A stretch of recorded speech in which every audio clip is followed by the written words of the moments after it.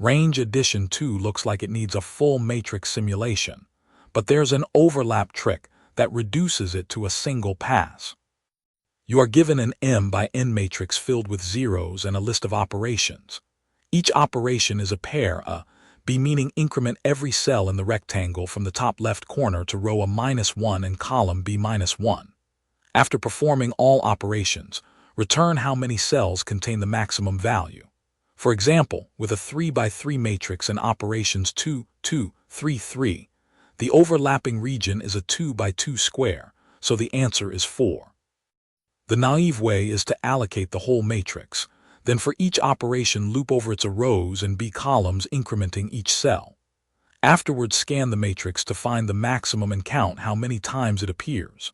This takes O(m) times n times k time where k is the number of operations, and O(m) times n extra space, which quickly becomes impractical for large inputs. The key insight is that every operation starts at the origin, so the cells incremented the most are exactly those in the intersection of all rectangles, defined by the smallest A and the smallest B across the operations.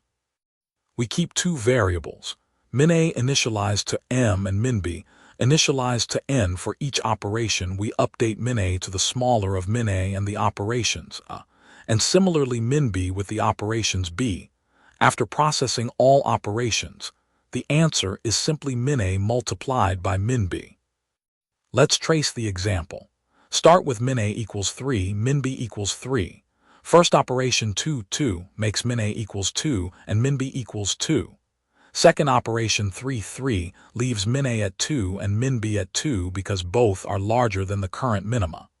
The final result is 2 times 2 equals 4, matching the expected output.